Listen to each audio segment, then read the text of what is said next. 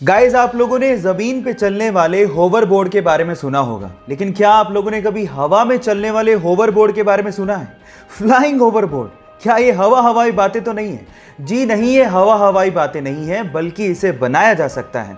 और इसे बनाने के लिए दो चीजों की जरूरत है। पहला मैग्नेट और दूसरा पायरोलाइटिक ग्रेफाइट। ये पायरोलाइटिक ग्रेफाइट क्या है? ये एक ऐसा सब्सटेंस है जो कि मैग्नेटिक फील्ड में आते ही डायामैग्नेटिक सब्सटेंस की तरह काम करता है। यानी कि मैग्नेटिक फील्ड में आते ही ये मैग्नेट के अपोजिट डायरेक्शन में फोर्स अप्लाई करता है और हवा में ही रहता है।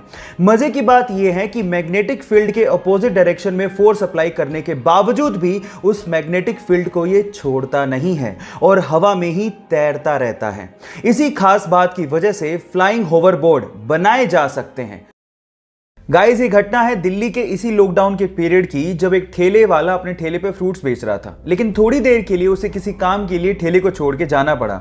लेकिन उसके बाद जो हुआ वो बहुत ही अजीब था। आसपास के लोग जो वहां से गुजर रहे थे, ठेले को अकेला पाके उसे लूटना शुरू कर दिया। और इसमें सिर्फ गरीब लोग नहीं थे, मिडिल क्लास लोग भी अपने हेलमेट में वो फ्रूट्स को डाल डाल के लूट के लेके जा रहे थे। और इसी चक्कर में उस फ्रूट वाले को लगभग 30,000 रुपए का नुकसान भी हुआ।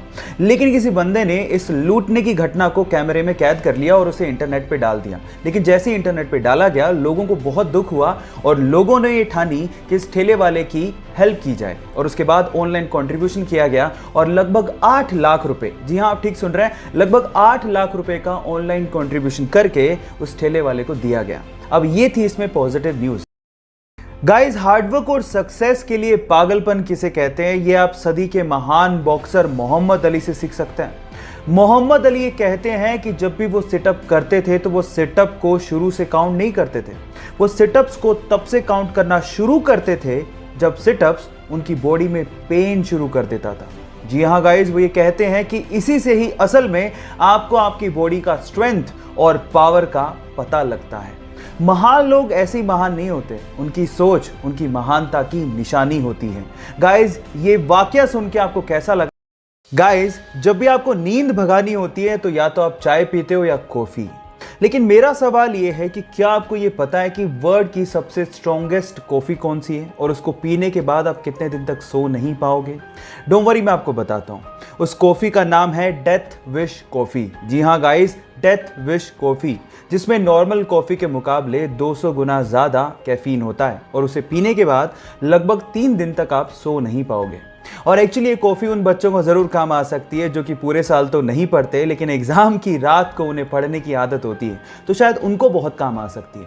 हम में से कई लोग अपने मोटापे को लेके बहुत ज्यादा परेशान रहते हैं और इसको कम करने के लिए न जाने कितने जतन करते हैं। लेकिन क्या आपको पता है, इस पूरी दुनिया में एक जीव ऐसा भी है जिसका बच्चा अपने जन्म के पहले साल में हर एक दिन 1, 2 या 3 केजी नहीं बल्कि 90 किलोग्राम वजन गेन करता है? जी हाँ आप ठीक सुन रहे हैं, एक ही दिन में 90 किलोग्राम वजन बढ़ जाता है।